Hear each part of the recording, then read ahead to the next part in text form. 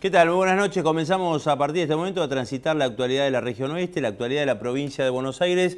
Como lo hacemos todas las semanas, estamos en vivo, 4623-7602, nuestro teléfono, Peplano TV, @welsinectis.com.ar, la dirección de correo electrónico. También nos puede transmitir sus inquietudes, sus opiniones sobre los temas que vamos a abordar esta noche a través de Twitter.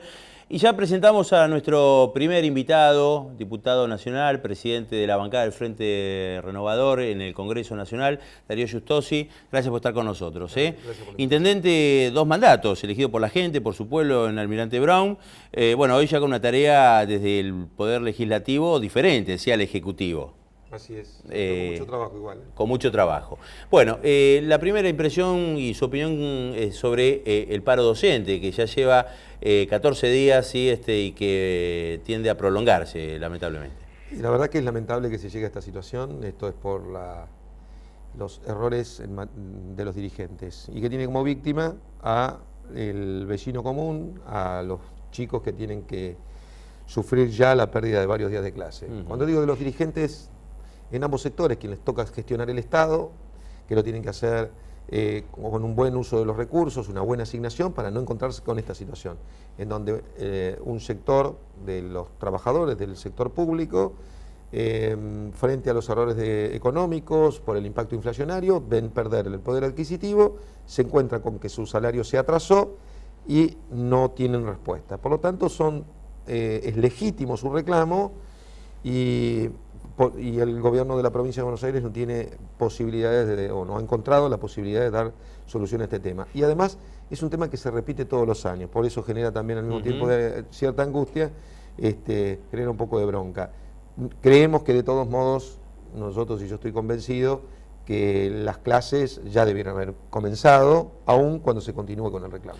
Bien, hay una decisión judicial además en el medio, ¿no? Donde los gremios no la han acatado. Y es controvertido desde el punto de vista judicial, porque la verdad es que finalmente el derecho a huelga es un derecho constitucional, pero a ver, es de sentido común entender que este tema tiene que tener una solución, pero en el fondo los chicos tienen que volver a clase, que es el primer punto al cual tienen que arribar, el primer acuerdo que tiene que haber, más allá del monto salarial, es que los chicos tienen que volver a clase. Una vez que vuelvan a clase y que al mismo tiempo el gobierno de la provincia de Buenos Aires dé solución a un tema del cual es responsable. Porque no es que le pasa en el primer año de gobierno, le pasa en el 6º año de gobierno. Y no es que le pasa a un gobierno que es de signo totalmente distinto al gobierno nacional y por lo tanto no es corresponsable de los desajustes en materia económica. Por ejemplo, la inflación.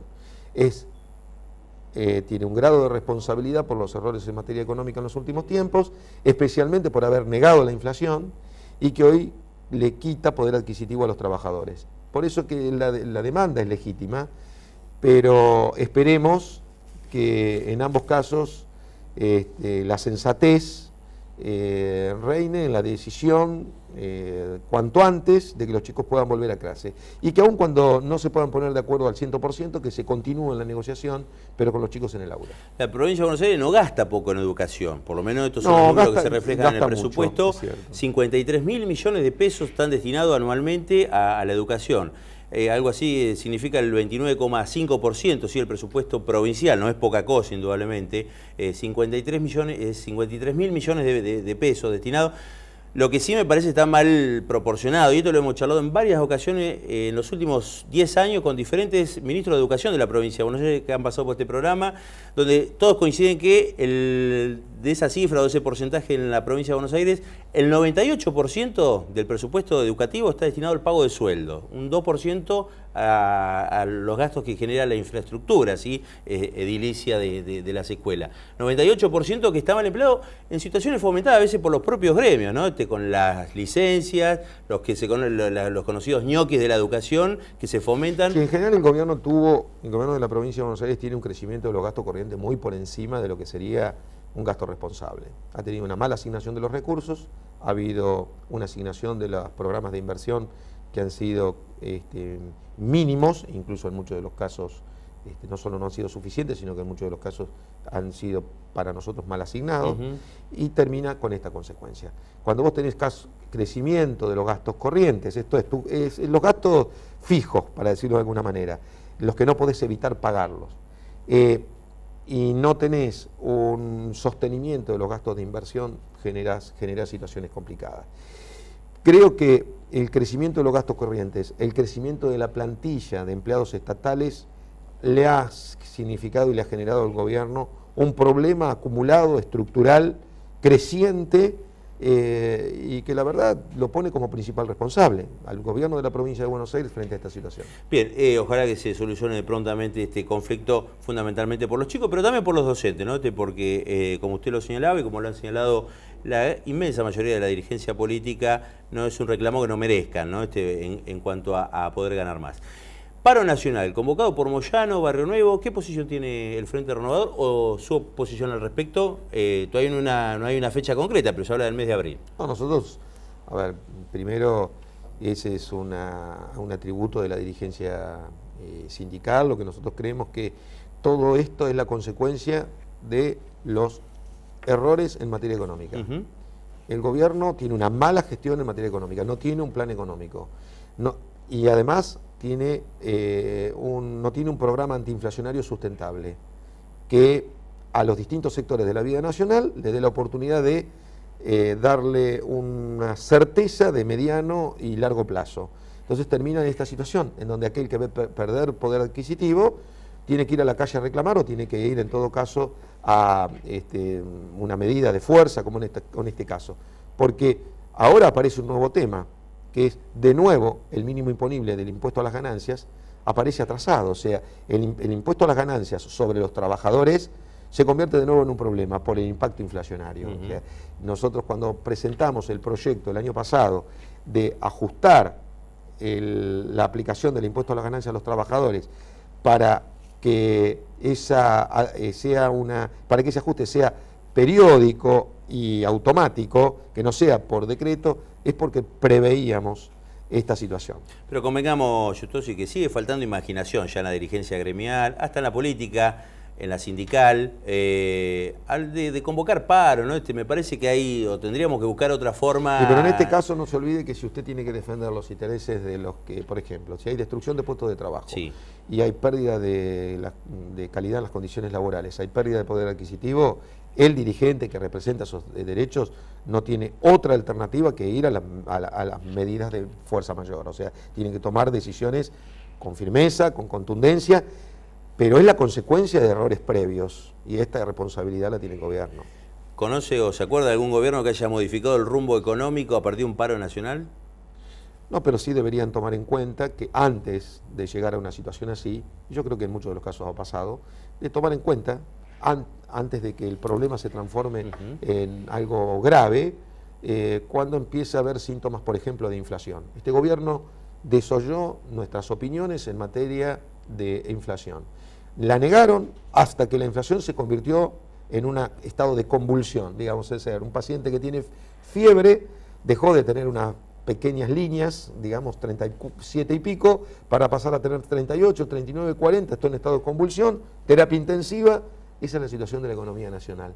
Negar la fiebre en los primeros tramos, negar la inflación, terminó con este alto impacto que termina poniendo a los sectores más vulnerables con una situación complicada, porque lo que terminó pasando por vía de la devaluación y por la vía de la inflación es un enorme ajuste a los sectores que menos tienen. Bueno, en las últimas horas ha presentado un proyecto, ¿sí? Un proyecto de ley novedoso, donde hablamos de ingenio, si se quiere también. Pero para aquellos que por ahí piensen que es oportunista la aparición de este proyecto por parte suya, recurrimos al archivo, ¿sí? Al archivo que tenemos afortunadamente después de 21 años de programa.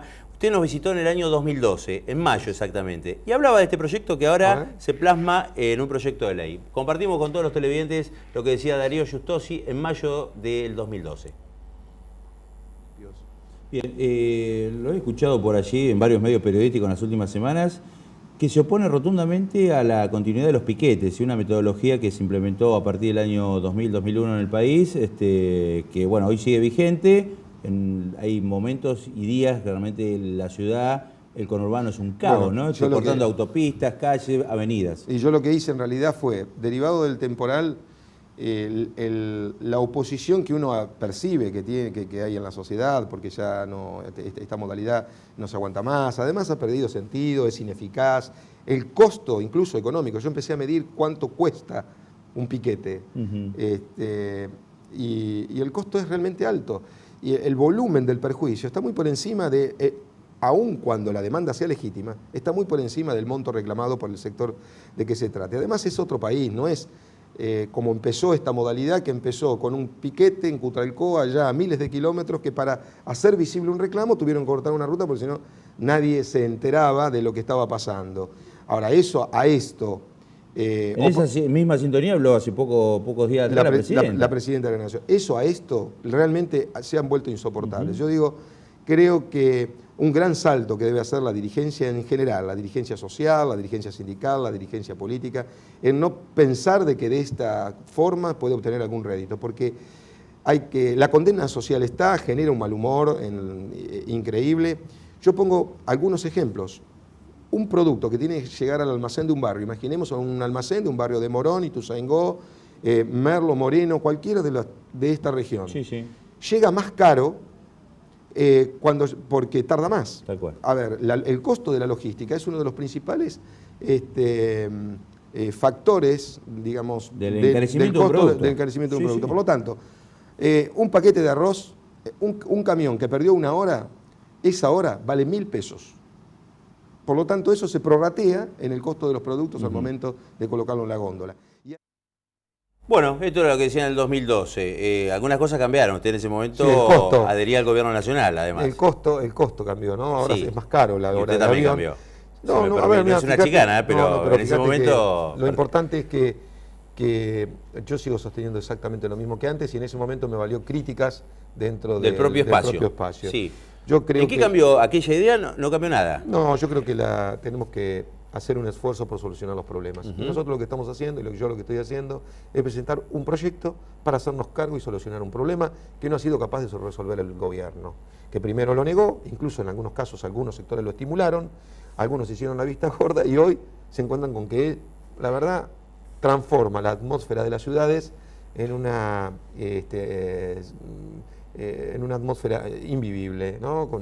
De tensión social, de violencia, porque hay una contraposición de intereses. Por un lado, el que tiene el derecho a peticionar, el derecho a protestar, y el otro que tiene el derecho a circular. Ahora, yo te pregunto a vos y le pregunto a cualquiera, vos tenés derecho a circular libremente. Ahora, ¿lo podés hacer a cualquier hora y por cualquier lado y de cualquier forma? No. Vos no podés andar con tu auto por arriba de las veredas o por arriba de las plazas.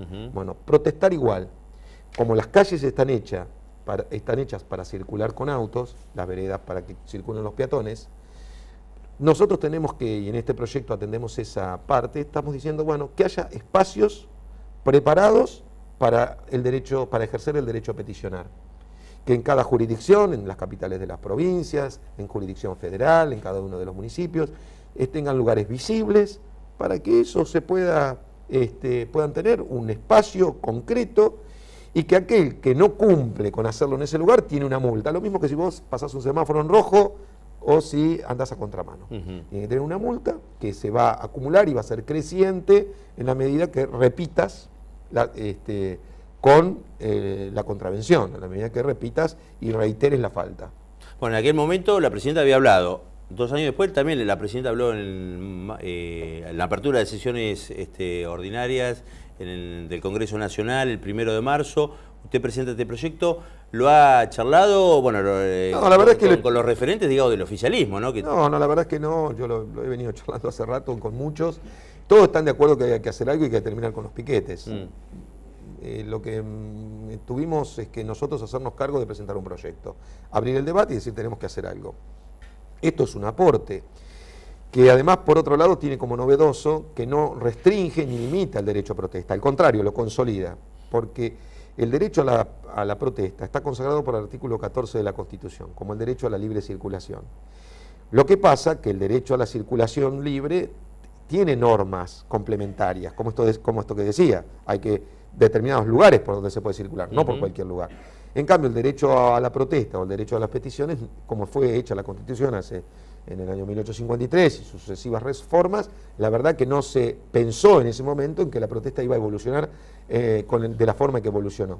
Entonces, hoy hay que crear condiciones para que ese derecho a protesta se consolide y no se penalice en todo caso se sancione, que es distinto. Porque hoy en el vacío legal te encontrás con que una manifestación, quizá de una familia desesperada por un hecho de inseguridad, un barrio corta una calle y termina penalizado porque alguien, o judicializado porque alguien consideró que está cometiendo un delito, y que en realidad es así. Ahora, ¿qué pasa cuando se multiplica y se degenera este mecanismo, como ha sucedido en Argentina? Y tenemos que hacernos cargo, el legislador tiene que tomar el tema, pensarlo y proponer una solución, como estamos haciendo nosotros en este caso. Bien, también propone dentro del proyecto asegurar la difusión pública, porque un poco también lo que se intenta a través de la protesta y el corte de calle es que acaparar la atención mediática, ¿no? Claro, a ver, ¿cómo podemos hacer? Porque dice, no, pero lo que pasa es que la forma de hacerlo visible es molestar. No, la forma de hacerlo visible es que vengan los medios. Si los medios incluso no tienen necesidad de ir, porque pueden estar por internet haciendo un seguimiento de qué es lo que está pasando en ese punto determinado, las 24 horas, los 365 días, de esa forma, por internet, se entera quién, en qué condiciones, con qué contenido y cuántos son los que se están manifestando en cada uno de los puntos. Si le facilitamos eso, le facilitamos la visibilidad y está en principios creadas las condiciones para resolver el problema. Bien, la gente está del otro lado, estamos en vivo, gracias por estar comunicándose con nosotros, estar del otro lado. Luciano de Pablo Podestá se comunicó y señaló y pregunta, mejor dicho, ¿cuál sería su reacción si su partido fuera gobierno ante un paro nacional? ¿Cambiaría el rumbo? Fátima de la Matanza, ¿cuál es el proyecto del diputado y su partido para solucionar los problemas inflacionarios, salariales y los reclamos actuales? Roberto de Parque Leluar, esto es el partido de Ituzaingó, deja el teléfono. ¿Cuál es la diferencia para que un maestro en Capital gane más que uno en provincia de Buenos Aires? ¿Dónde está el derecho de igualdad? María Luz de Martín Coronado, ¿cuál sería su accionar como gobernador de la provincia si estuviera en lugar de Scioli? Pablo de San Martín, ¿no se pueden cancelar los subsidios a escuelas privadas? Pregunta para direccionar, mejor dicho, este dinero a las escuelas públicas. Miriam de Villa Bosch, ¿qué opina el diputado del proyecto de prohibir a los docentes manifestarse a través del paro? Llamados de la gente. Se los va a llevar todos, ¿sí? Aquellos que tienen teléfono, para que usted o sus colaboradores también tengan un contacto con los televidentes. Que son temáticas mezcladas, pero sí. En principio digo, esta situación, en el caso del paro docente, en el caso de un paro general y demás, se llega porque se cometen errores. A veces se dan las condiciones. Las condiciones se terminan dando por situaciones acumuladas de errores y al mismo tiempo de la aplicación de políticas equivocadas. Ahora, si en el tema específico del derecho a protesta o del derecho a huelga, el derecho a huelga, las paritarias, hay suficiente legislación, digamos, está consolidado el derecho. En el caso del derecho a protesta, la modalidad de piquetes, le falta un orden. Nosotros creemos que tiene que tener ese orden, tiene que hacerse visible, pero se puede hacer sin molestar a los demás. Porque a mí a mí me genera la misma angustia que te debe generar a vos y que le debe generar a cualquiera de los que nos están viendo. ¿Qué pasa con la ambulancia que no llega a tiempo a un centro de atención frente a una emergencia? ¿Qué pasa? ¿Quién le paga al trabajador que perdió el presentismo por llegar tarde por culpa de un piquete? Y quizá el piquete es de lo más disparatado. Quizás un piquete que no está... Sí, porque hay de todos los colores y todos la los mayoría gustos. Hoy la mayoría no tienen motivaciones legítimas. Es distinto de cuando estamos hablando de las grandes marchas, como puede ser una procesión religiosa, como puede ser un corte de calles por una maratón, una prueba deportiva. Que eso se hace se pide la autorización, la jurisdicción que corresponde le permite hacer esa actividad y ya la ciudadanía está con suficiente tiempo avisada de qué es lo que va a pasar ese día, esa hora. Ahora, las manifestaciones espontáneas, de cortes espontáneos, que generan enormes trastornos, a veces ni siquiera logran el efecto los manifestantes de que vengan los medios de difusión. ¿Por qué? Porque no se enteran, a veces ni le dan bolilla, y no hay tanta cantidad de móviles para atender a la cantidad de cortes que hay por todos lados. Entonces, si tenemos 4 lugares establecidos y que el cronista o el medio, desde su propia oficina, pueda ver qué es lo que está pasando en cada uno de esos rincones, de esos 4 lugares, puede decidir a dónde mandar un móvil y lo va a tener en vivo y en directo las 24 horas, los 365 días. Esa es una modalidad novedosa, existe en algunos lugares del mundo. Creo que es el inicio de un camino para empezar a normalizar sin cercenar el derecho a protestar. ¿Cómo tomó, lo cambio de tema, ¿no? ¿Cómo tomó la llegada de OTAC al Frente Renovador, este pase que se dio en el mes de febrero? Nosotros construimos un espacio político para darle contundencia electoral. Y construimos este espacio en la vocación de hacerlo cada vez más fuerte, al mismo tiempo que tenga la capacidad de asumir y de tomar la experiencia de cada uno de los distintos sectores, y está conducido por una nueva generación de gobernantes formados en democracia, y lo hacemos no como un espacio testimonial, sino como un espacio que se predispone y se propone con vocación de influir y de protagonizar el futuro de la Argentina y de la provincia de Buenos Aires. Bien, ¿le suma o le resta a OTAC al Frente Renovador? Es una suma, como la mayoría de los dirigentes. Lo que ha pasado con el intendente OTAC, a quien la presidenta de la Nación, el gobernador, una y otra vez lo han felicitado por su resultado electoral, sacó más porcentaje que la propia presidenta y que el propio gobernador en su municipio, es que cuando estaba con el oficialismo parece que no era tan malo, y cuando vino con nosotros, lo mismo que con Redrado o con Labaña, se lo termina satanizando. La verdad que creemos que es una chicana, es un análisis superficial. Nosotros estamos construyendo nuestro espacio aceptando la diversidad, pero asumiendo también que al mismo tiempo hay que abandonar esta lógica, esta forma de hacer política, de chicanear permanentemente, esto de que todos los que están con el oficialismo son todos buenos y todos los que en este caso se suman a nosotros son malos. Ni una cosa ni la otra. Creemos que nosotros tenemos la responsabilidad de construir un espacio con capacidad de triunfo en el futuro, y tenemos junto a esa responsabilidad, tenemos que administrarlo, tenemos que presentar propuestas y no tenemos que desviarnos. La semana pasada nos visitaba y estuvo sentado allí donde está ahora usted, el vicegobernador de la provincia, Mariotto, y hablábamos de que notamos que está caminando la provincia como antes no lo hacía, con una intencionalidad. Bueno, manifestó que no es momento de hablar de candidatura, pero que le gustaría ser gobernador de la provincia de Buenos Aires a futuro. A usted lo he escuchado en la misma sintonía. ¿Se imagina confrontar dentro de muy poco, dentro de un año y medio, con Mariotto? Es un triunfo seguro, mío. ¿Se tiene fe? La verdad es que no estamos hablando de candidatura, este es un chiste. Pero la verdad es que, bueno, están gobernando en este momento la provincia y tendría que prestar más atención a resolver los problemas de la provincia de Buenos Aires, que los tiene, son muchos, son los responsables de la situación que tiene hoy la provincia de Buenos Aires y el país. Bien, pero usted se ve como candidato dentro de este espacio del Frente Renovador en un año y medio. La verdad, nosotros, yo lo he dicho, tenemos equipos técnicos, tenemos experiencia. Yo nací en el interior de la provincia de Buenos Aires, goberné en el Gran Buenos Aires, hoy estoy en un espacio en el Congreso de la Nación, y fíjense la particularidad de que arrancó el año esta parte, hemos sido el espacio, aún cuando es un espacio nuevo, que mayor cantidad de proyectos de ley ha presentado, y en la mayoría de los casos son proyectos interesantes, que generan debate, como en este caso.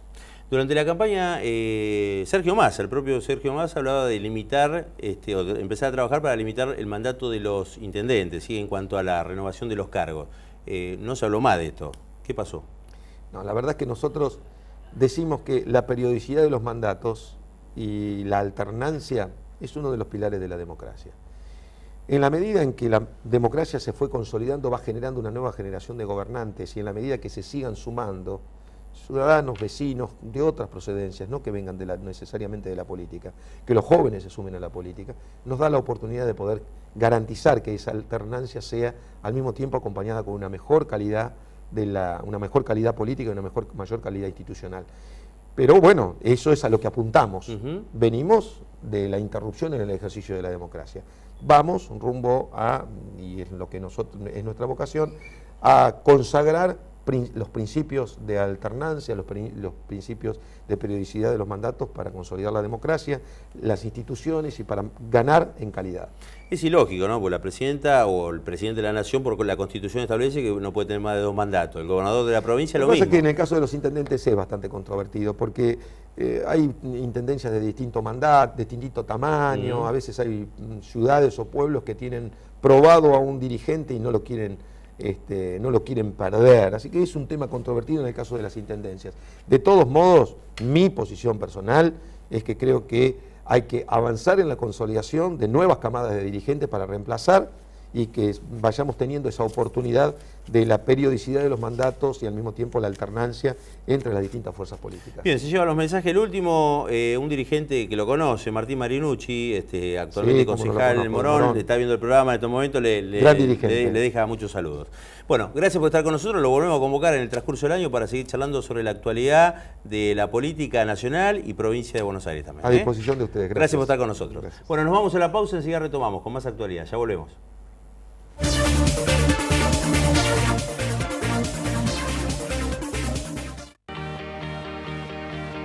Vení a la UM. Vení a la UM.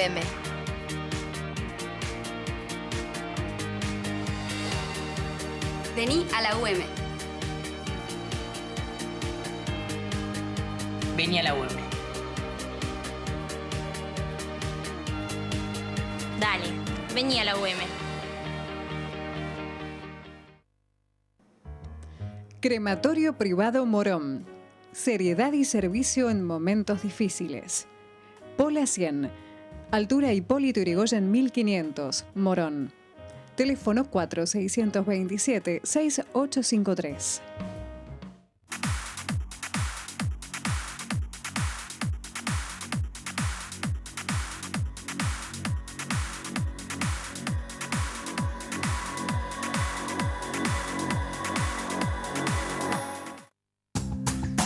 Fogaba. Fondo de Garantías, Buenos Aires. Asociación Civil Transporte Automotor. Con el compromiso diario de trabajar juntos para lograr que se convierta en realidad el país que merecemos todos los argentinos. Empresas y trabajadores 100% nacionales. Metropol Compañía Argentina de Seguros Sociedad Anónima. Desde su oficina de Bartolomé Mitre 985 Morón, opera en seguro automotor, combinado familiar, accidentes personales y riesgos varios. Acérquese y realice su consulta con nuestros asesores de seguro o comuníquese al 0800-333-5996. Solidez, confianza y seguridad. Metropol, la aseguradora de Morón. Casa Central, Avenida Rivadavia 16976, Aedo.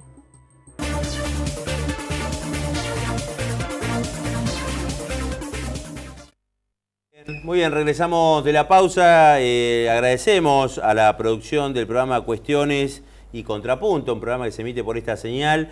Están cumpliendo 10 años en el aire y lo festejan el próximo viernes. Nos han hecho llegar la invitación, a quienes habla toda la producción. Por supuesto estaremos allí compartiendo con los compañeros de Cuestiones y Contrapunto un grato momento, saludándolos por este aniversario. ¿Sí? 10 años de vida entonces para el programa. Felicitaciones a Carlos Cartavia, al doctor Ríos, por la permanencia frente a su televisor durante 10 años en forma ininterrumpida. Bueno, estamos en vivo, 4623-7602, usted puede opinar, un tema que tiene que ver con la justicia, si está a favor o en contra de lo que va a manifestar nuestro próximo invitado, a quien vamos a presentar. Fernando Bellido, gracias por estar con nosotros, presidente de la Asociación de Magistrados del Departamento Judicial Morón. ¿Sí? Bueno, hace horas nomás tuvo una reunión con el ministro de Justicia, Ricardo Casal, con la ministra de Economía, Silvina Batakis, donde los jueces, magistrados, fiscales, defensores están solicitando una mejora salarial. Sí, tuvimos la reunión hoy al mediodía en el Ministerio de Economía. Es la dinámica de todos los años hay aumento salarial también para el sector judicial y obviamente como organismo, o mejor dicho como estamento, fuimos convocados porque también los jueces, fiscales y defensores y demás funcionarios tienen representación. Así que estuvimos hablando, marcando cuál sería para nosotros una recomposición justa de acuerdo a los parámetros de inflación, a la depreciación que sufre el salario, también como cualquier sector. Bueno, fue una charla bastante intensa, estuvimos como 2 horas hablando de números. El Poder Judicial tiene 21.000 agentes judiciales en toda la provincia, es bastante más chico que los docentes o que el sector de los policías, para decirlo, pero es un sector importante. Y la principal queja o cuestión que podríamos tener nosotros es que siempre tenemos que esperar que terminen los docentes de arreglar. En sí es toda una dinámica de la administración pública, ¿no? Esto lo vemos todos los años. Sí, sí. El resultado de esa paritaria fija el techo, digamos, del incremento salarial en el resto de los sectores. Claro, y lo que sucede es que son cuestiones que a nuestro criterio, a nuestro entender, se tendrían que comenzar a charlar antes.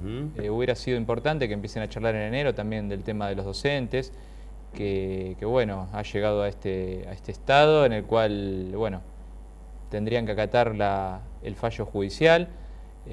Mañana creo que hay una reunión, pero bueno, estamos en esta situación con los chicos fuera de las aulas y me parece que esto no puede pasar, ¿no? Y que en un Estado de Derecho también se tienen que acatar los fallos judiciales. La respuesta por parte de la ministra Batakis y el ministro Casales, hasta que no haya acuerdo con los docentes, el Poder Judicial no tiene aumento. El Poder Judicial, creo que el sector de los médicos, porque también lo refirieron. Y sí, así que vamos a esperar hasta el fin de semana a ver cómo estamos. Y bueno, en tal caso nosotros somos funcionarios públicos, no hacemos medida de fuerza, sí marcamos públicamente lo que nos parece que está mal, pero no interrumpimos el servicio de justicia. Nosotros seguimos dando justicia por más que pase lo que pase. Esto también hay que remarcarlo. El Poder Judicial tiene dos grandes grupos, por un lado los magistrados y funcionarios y por otro lado la Asociación Judicial Bonaerense, que es el gremio de empleados. Ellos sí son los que hacen paro, los que tienen el derecho a huelga. Nosotros obviamente manifestamos nuestra disconformidad, pero seguimos prestando el servicio de justicia. ¿Qué porcentaje de incremento salarial están solicitando, Bellido? Nosotros estamos solicitando alrededor del 30%, nos parece que es algo justo. Obviamente nosotros en estudios que nos fueron cuestionados por lo técnico, hemos sacado conclusiones que inclusive hasta un 33% de depreciación del salario, pero bueno, visto cómo está la situación de la provincia, lo que se está dando en el resto de gremios, nosotros estamos solicitando un 30% aproximadamente. Bien, ¿confía que se puede llegar a un acuerdo una vez subsanado el tema gremial con los docentes? Nosotros pondremos toda la voluntad, lo importante es que sea un acuerdo que sea cercano, porque además tenemos que tener en cuenta que es en cuotas. Es una cuota ahora y otra cuota en septiembre, que sería el sueldo de agosto, entonces tendría que ser también importante que la primera cuota sea bastante más importante que la segunda para que también se pueda sentir, ¿no? Bien. Bueno, estarán aquellos en su casa diciendo, bueno, un poco el incremento podría darse de una forma, ya que los jueces y los magistrados no pagan el impuesto a las ganancias, una vieja polémica que se ha dado en los medios y en todo ámbito político. Sí, es verdad, pero también tenemos que decir que los jueces, fiscales y defensores vivimos de nuestro trabajo y no podemos tener otro trabajo, como sí lo tienen sectores políticos, sectores gremiales, que tienen empresas, son dueños de comercio. Nosotros no podemos ejercer el comercio, así que realmente es nuestro único sustento. Así que por un lado también tenemos que decir lo otro, que también es una verdad. Usted hizo referencia hace instantes a la situación de los docentes, este no acatamiento a una decisión judicial. ¿Cómo lo toma usted? ¿Cabe la figura del desacato? No técnicamente sería un desacato, podría ser una desobediencia. A ver, creo que los argumentos, porque es por trascendidos, no lo tengo confirmado fehacientemente, pero que cuestionaban el magistrado que había adoptado la medida, porque se habría vulnerado quién sería el juez natural que debería intervenir en el caso. Creo que esa cuestión ya está zanjada. Igualmente, para una medida cautelar cualquier juez puede dictarla, no hace falta que sea el juez que le corresponda, porque justamente tiene ese carácter cautelar de hacer cesar los efectos que está produciendo, los efectos negativos de la medida. Y el otro tema es el de la firmeza, si tenían derecho a recurrirla o no recurrirla, que bueno, ahí también está dividida la opinión en cuanto a que si el efecto es inmediato o no. Yo creo que obviamente en un Estado de Derecho las decisiones de los jueces hay que acatarlas porque bueno, somos también parte integrante de este Estado grande y en que cada uno hace lo suyo, entonces creo que deberían acatar. Pablo de Santos Lugares pregunta, ¿los judiciales no pueden hacer paro? Bueno, lo acaba de señalar el doctor Bellido, los empleados judiciales sí. Los empleados sí, nosotros hacemos saber nuestra opinión, pero no interrumpimos el servicio. No así los magistrados, los fiscales, los defensores. Exacto. Florencia de Aedo, ¿qué pasa legalmente con los docentes que no están acatando los fallos judiciales para que vuelvan las clases? ¿Hay alguna consecuencia? Bueno, también lo acaba de señalar el doctor Bellido. Reforma del Código Penal, el anteproyecto que también ha generado una gran polémica, que no deja de ser un anteproyecto, ¿no? ¿Se anticipó el debate, Bellido, considera usted? No creo que se haya anticipado porque ya había sido presentado al Poder Ejecutivo. A ver, obviamente los proyectos de ley se debaten en el Congreso, pero no me parece mal la discusión de que se haya abierto, porque realmente este anteproyecto cambia todo un modelo, cambia el paradigma penal que tenemos hoy, y realmente son cuestiones muy sensibles hoy por hoy. Principalmente lo que yo observo es todo lo atinente a la sustitución de penas o reemplazo de penas. El código plantea un ideal de terminar de cumplir las penas en hogares, realizando tareas comunitarias, y realmente lo que vemos día a día es la falta de control, porque no hay presupuesto, el patronato de deliberados no hace abasto para poder controlar a los condenados. Entonces, todo este tipo de medidas hay que mirarlas desde la realidad. ¿Qué quiero decir con esto? Que la ley puede ser muy linda, pero después puede ser de muy difícil aplicación en nuestra sociedad. Hoy por hoy tenemos incumplimientos de detenidos todo el tiempo. ¿Por qué? Y porque falta control. Y bueno, y una de las cosas que plantea el código o el anteproyecto y que está en los fundamentos es que en el proceso de reinserción social el detenido tiene que sentir que está lejos del órgano represivo, o sea, lejos del control. ¿Qué quiere decir esto? Que para que no se estigmatice tiene que estar más bien lejos del órgano de control y más cerca de la sociedad. Pero bueno, si no se controla, nosotros lo vemos a diario, hay incumplimientos, no vuelven de las salidas transitorias, se fugan de los regímenes abiertos. La mayor cantidad de fugas son de los regímenes abiertos, no son ni por boquetes ni por saltar paredones. El régimen abierto se caracteriza por la falta de vigilancia o de control. Bueno, ahí tenemos la principal cantidad de fugas. Entonces, la confianza en este sistema penal ha fallado. Entonces yo creo que una reforma penal no solamente tiene que mirar el Código Penal, sino la Ley de Ejecución Penal, que es la ley que regula cómo se ejecutan las penas privativas de la libertad, y por otro lado también la Ley de Menores, que tanto se ha hablado, cada vez que hay un menor que mata a alguien, viene el debate, está 2 o 3 meses, se desinfla, y tenemos una ley que es del año 80. Entonces, me parece que el sistema penal hay que mirarlo con esa dimensión.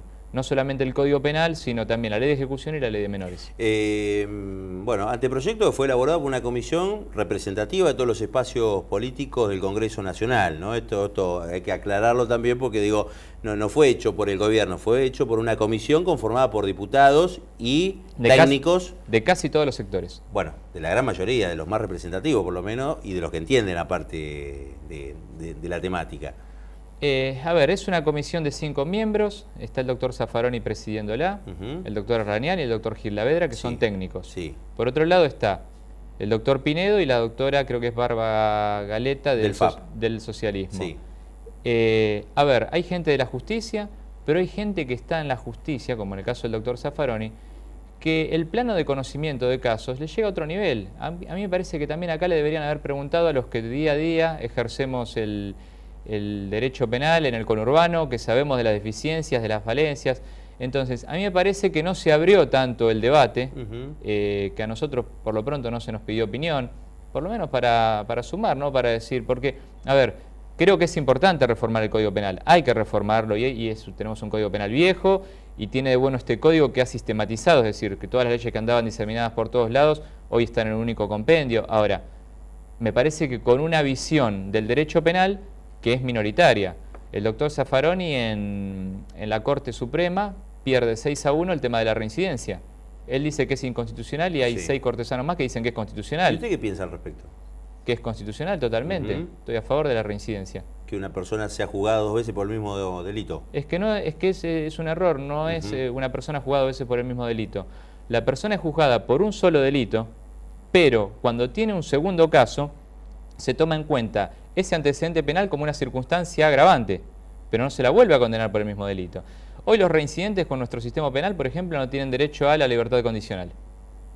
Con el nuevo Código Penal tendrían derecho a salidas anticipadas al desaparecer la condición de reincidencia. Es un tema debatido, lo que quiero decir es que la gran mayoría de la tradición jurídica argentina está a favor de la reincidencia y es una minoría y bueno, justamente le han dado a quien piensa de manera minoritaria a presidir esta comisión. ¿Está a favor o está en contra de este anteproyecto de ley, ¿sí? de la reforma del Código Penal? Estoy a favor de que hay que reformarlo, creo que es bueno que lo han sistematizado, creo que es bueno que han incorporado la responsabilidad penal de las personas jurídicas, una cuestión que también es importante para que ciertos casos no queden impunes. Ahora bien, estoy en contra de cuestiones que son cotidianas y que hacen a la sensación o mejor dicho, al sentido común. A la impunidad y al sentido común. Yo creo que si le preguntan a cualquiera si está a favor de que el robo con armas de 20 años de máximo de prisión, con arma de fuego cargada, bajó a 12 con este código, y la gente va a decir que no. Porque aparte, lo que quiero destacar es que es muy difícil que un detenido cumpla la pena completa.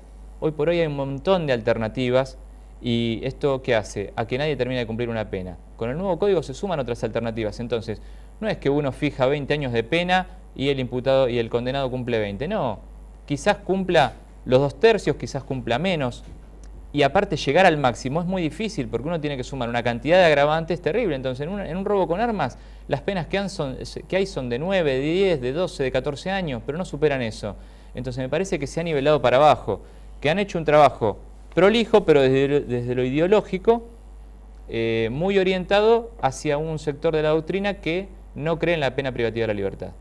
Leí hace algunos días un artículo firmado por usted, en realidad firmado por una periodista que tiene que ver con algo que usted ha escrito, donde solicita que bueno, debe cambiarse la ley de ejecución, algo que hacía mención hace instantes, debe reformarse la ley nacional de ejecución y de unificarla, así la ley nacional con la provincial. Y sí, porque lo que digo es que es más barato cometer ciertos delitos en capital que en provincia. Por ejemplo, un femicidio en capital tiene salidas transitorias y en provincia no. ¿Por qué? Porque la ley de ejecución nacional es mucho más beneficiosa. ¿Y por qué tiene incidencia la ley de ejecución nacional en la provincia? Porque esa ley es como una ley madre que tiene que regir a todas las leyes de ejecuciones de las distintas provincias. Entonces, hoy por hoy en la capital federal y en la ciudad autónoma, cualquier tipo de los homicidios agravados, con excepción del homicidio criminis causa, tiene derecho a salida transitoria. Los abusos sexuales seguidos de muerte no pueden salir en salida transitoria en capital, pero sí los abusos sexuales con acceso carnal. Entonces, es más criterios totalmente distintos, ¿no? Es más barato violar en la capital que en la provincia. Claro. Entonces, me parece que estas son cosas que generan incertidumbre, desconfianza en el sistema, que un juez tenga un criterio, que un juez tenga otro criterio, porque la verdad los jueces no nos ponemos de acuerdo si aplicamos la ley nacional, la ley provincial, o justamente ahora hay un plenario en el Tribunal de Casación de la provincia para ver qué ley se aplica. Porque la mitad de los jueces aplicamos una ley y otros aplicamos otra. A ver, yo entiendo que hay que aplicar la ley nacional, pero no me gusta la ley que estoy aplicando. Pero como sé cómo es este sistema jurídico, lo respeto, lo acato, aplico la ley nacional. Por eso lo que pido es una modificación de la ley nacional y hacerla más restringida como es la ley de la provincia de Buenos Aires. Doctor Bellido, gracias por estar con nosotros. Bueno, claro, en su concepto lo volvemos a convocar. El año pasado nos visitó varias veces. Está bueno esto de generar el intercambio con un hombre de la justicia que tiene buena comunicación con los medios. Lo he visto en varios lados. Agradezco. Gracias por estar con nosotros. Gracias. Bueno, nos vamos a la pausa. Enseguida retomamos con más actualidad. Le vamos a contar qué pasó hace algunos días en Morón Sur. Si Sabatella le pegó una trompada a Bocio, algo que trascendió en varios medios periodísticos, y también el informe que ha preparado para todos nosotros Julieta Barreto sobre el control de precios y cómo se da en nuestra región.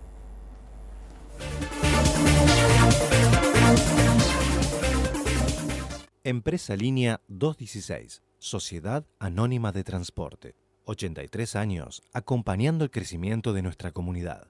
216, Sociedad Anónima de Transporte.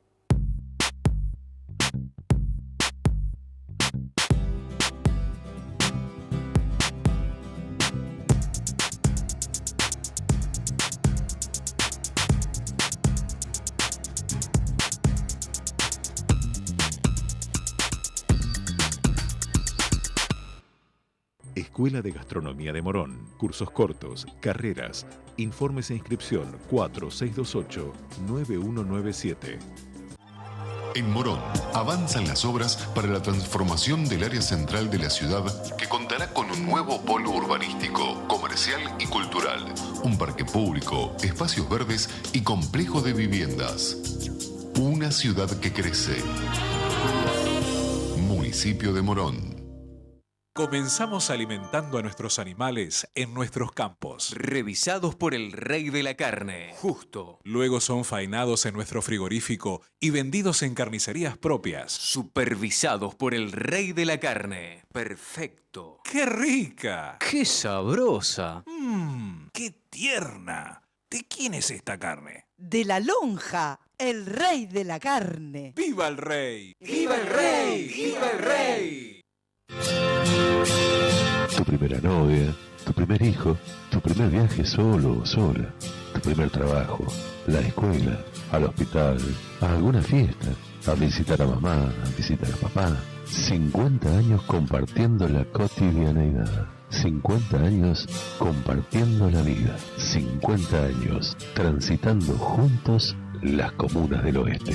Transportes La Perlita Sociedad Anónima cumple 50 años.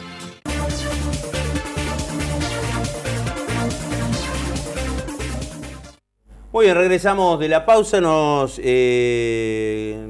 Se han comunicado varias personas, el 4623-7602, nos dejó un mensaje y un saludo de felicitación.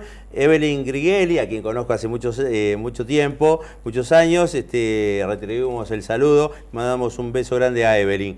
Olga de Morón deja el teléfono, reclama que no pasa el barrendero y el camión que junta ramas por la calle Osanán al 2400, deja el teléfono, mensaje que le vamos a dar al intendente Lucas Guigo o a alguno de sus funcionarios. Atilio de Palomar deja el teléfono, es ciudadano ilustre de Morón, fue invitado a 30 minutos con Noriega, reclama por el incendio de su carrusel en la Plaza Cumelén. Hoy pide por las luminarias que están casi completamente oscuras. Atilio, sí, de la calecita de Atilio, por supuesto. Nos deja el teléfono, le mandamos un fuerte abrazo, un gran saludo y pasamos, por supuesto, el mensaje a las autoridades municipales del municipio de Morón, valga la redundancia. Me estoy quedando sin voz porque estoy atravesando un estado gripal.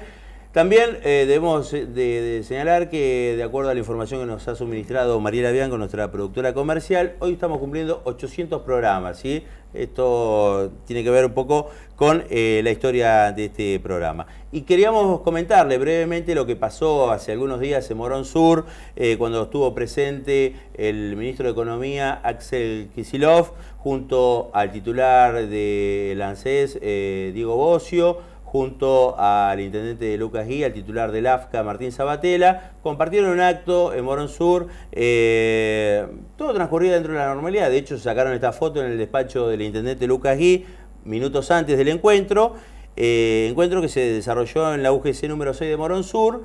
Bueno, una cuestión protocolar generó un gran escándalo. Algunos medios lo distorsionaron, lo magnificaron, señalaron que Sabatella le pegó una trompada a Diego Bocio, porque empezaron a discutir en el propio escenario, en propio acto, porque por un problema de cartel. Aparentemente, a punto de hablar el diputado provincial Fernando Navarro, Martín Sabatella no quería que hablara por una cuestión protocolar, porque había otros diputados y legisladores provinciales en el lugar. Bueno, allí se generó una discusión y no pasó a mayores, pero algunos medios lo magnificaron, señalando que Sabatella le tiró una trompada a Diego Bocio, cosa que no ha sido así, ¿sí? Pero bueno, el incidente existió y no es la primera vez, ¿sí?, que Sabatella se pone ahí en jefe de ceremonial indicando quién tiene que hablar o no. Respetamos, por supuesto, las cuestiones protocolares, pero en este caso, bueno, la situación se dio de esta manera. Julieta, ¿cómo te va? Gracias por estar con nosotros. Bien, Adrián, gracias a vos. Bueno, felicidades por los 800 programas. Muchas gracias. El 2 mío. Vos ya sos parte de esto, ¿sí? De que, los 800 programas. Así que, bueno, y tratar de darte un respiro, te estás quedando sin voz, así que voy a tratar de hablar al final, yo. Pero has preparado un informe sobre los precios cuidados. Precios cuidados y ver cómo se cumple o no se cumple, o se cumple a medias en los supermercados del distrito. En este caso, Morón, Ituzaingó y Hurlingham. Si te parece, primero vemos cuáles fueron los productos que elegimos para relevar. En este caso, allí también para que la gente pueda visualizarlos, el aceite de girasol Natura, el de 900 centímetros cúbicos, que ya te adelanto, porque después no va a aparecer en ninguna placa, no se consiguió en ninguno de los 3 supermercados relevados. Ni en Jumbo de Morón, el que está ahí en autopista del oeste, acceso oeste de Vergara, tampoco en el Carrefour de Ituzaingó Sur, en el de Blas Parera. Después también recordame en todo caso que te diga algo también sobre Carrefour de Ituzaingó. Y por último, en Changomás de Hurlingham tampoco, ninguno de estos 3, el aceite de girasol Natura. Bueno, avanzó hacia los demás productos, el aceite de girasol Cañuelas también, el azúcar blanca marca Chango. Nombramos las marcas porque hay de algunos productos más de una marca, correcto. Por eso es importante destacarla también. Los fideos tipo tallarón Mi Favorita, harina de trigo 4 ceros Blanca Flor, yerba palo de 1 kilo Amanda, leche de Sayet La Serenísima y leche entera Larga Vida Milkout, Carne picada 1 kilo, que es la marca genérica, la marca que cada supermercado elabora, claro, el pollo entero fresco con menudos, la papa negra y la manzana roja. Tratamos de hacer un salpicadito, pasar no por productos de almacén, como por algunos frescos y demás. Bueno, si te parece, vamos a ver qué estuvo ocurriendo en el Carrefour de Ituzaingó. Dale, en el que vamos. está sobre Blas Parera. Bueno, yo me acerqué con mi listita de productos cual vecina. Tenemos que decirle a la gente también que no están las revistitas, que deberían aparecer en todos los supermercados para aquel que quizás no lo sabe, pueda allí fijarse cuáles son los productos adheridos. No están. En algunos supermercados, como en el Carrefour de Ituzaingó, hay un cartel en el cual explican que la Secretaría de Comercio no está entregándoles estas revistitas, ¿sí? Con el detalle de los productos de los precios cuidados. Trampa. Esto ya, en teoría, los excedería, según informan los propios supermercados, a ellos. Porque es la Secretaría de Comercio Interior la que tiene que llevarles la revista con los precios. Bueno, es el ganador el Carrefour de Ituzaingó. Empezamos con el ganador de 12 productos que habíamos elegido. Tiene 8. No el aceite Natura, habíamos dicho. Sí el aceite de girasol cañuela, sí los fideos de tipo tallarín, la harina, la yerba, la leche, ambas leches que habíamos mencionado. No la carne picada. Una lástima porque venían bien. Ahí no han podido cumplir. Sí el pollo. Y sí la papa negra. 8 productos sobre 12. 8 sobre 12, bastante bien el promedio de este Carrefour. Lo que tenemos que agregar es que el caso particular de la manzana roja, que no solamente en este Carrefour, sino también en el Jumbo de Morón, si bien no está señalizado ni está el precio de precios cuidados, hay una oferta, están 9 pesos en lugar de 11 pesos con 15, pero ¿por qué no lo contamos? Porque no está señalizado. Entonces no entra en precios cuidados, por más que esté más barato. En todo caso, tendrían que hacer también un llamado, un asterisco explicando, porque el que va a buscar esta manzana no la encuentra. Vamos, si te parece, Adrián, al siguiente supermercado. ¿Dónde vamos? Nos trasladamos hasta Hurlingham. Bueno. Vemos cuál fue el cumplimiento. Entonces comenzamos con 4 productos. Tiene otros 2, pero que no han estado señalizados, por eso no los conté. El cumplimiento 100% es el producto y el correspondiente cartelito de precios cuidados, las flechitas y demás. Bueno, te cuento, los productos que han estado en góndola y señalizados son los fideos tallarines, también la leche común, la serenísima, la descremada, también la papa, la manzana y sin señalizar tenemos a la harina y al pollo entero con menudos. Bueno, así chango más, 4 de 12. Acá bajamos considerablemente la proporción. Qué mal promedio. Sí, la verdad que un fraude al acuerdo firmado, ¿no? Y una falta de respeto a la gente que va a buscar los precios cuidados y evidentemente en esta proporción seguramente en la totalidad de los productos se debe seguir, se manifiesta claramente. Debe empobrecer aún más todavía el promedio, ¿no? Y vamos hasta el último supermercado relevado, entonces, Jumbo de Morón, allí dentro del complejo Plaza Oeste. Bueno, 4 de 12 también. Muy malo el promedio y en este caso subiría a 5 si contamos el azúcar que no estaba señalizado. Así que peor aún.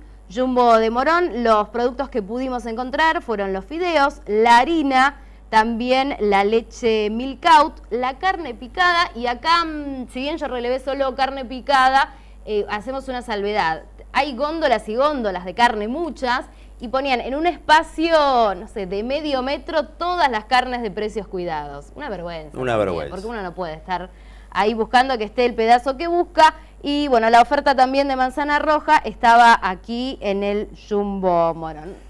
Malísimo, malísimo. La verdad que el relevamiento interesante, y que no se cumple, obviamente.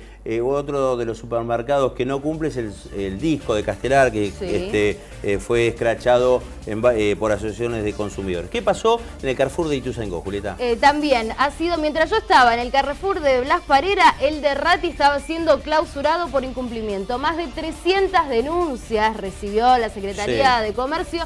El municipio, haciendo uso de la ley de fidelidad comercial, puede acercarse, puede clausurarlo. Lo mismo había pasado ya con el día. La sanción es 2 semanas. ¿2 semanas de clausura? Sí, de clausura. Así que, bueno, atentos los supermercadistas. Si firmaron el acuerdo... Severísima sanción, sí, porque 2 semanas con las puertas cerradas, el supermercado, la verdad, está teniendo complicado. que pagar sueldos, Sí, teniendo sí, que, sí. no sé, todos los costos de infraestructura y demás. Así que severas sanciones y bueno, para dar una lección, ¿no? Bueno, buen trabajo, Julieta. Gracias, Adrián. La semana que viene seguimos con otro informe que nos va a preparar para todos nosotros y para todos ustedes, Julieta Barreto, y también están detrás de cámara Sebastián Zárate, Gustavo López, que están trabajando para que los próximos envíos, con los temas que adelantamos la semana pasada, la superpoblación en la unidad 39 de Ituzaingó, y también los temas de actualidad con respecto a la seguridad del municipio de Hurlingham, que Gustavo está preparando ese informe. Bueno, nos vamos, nos despedimos a todos ustedes, les mandamos un fuerte abrazo. En 7 días estamos aquí nuevamente.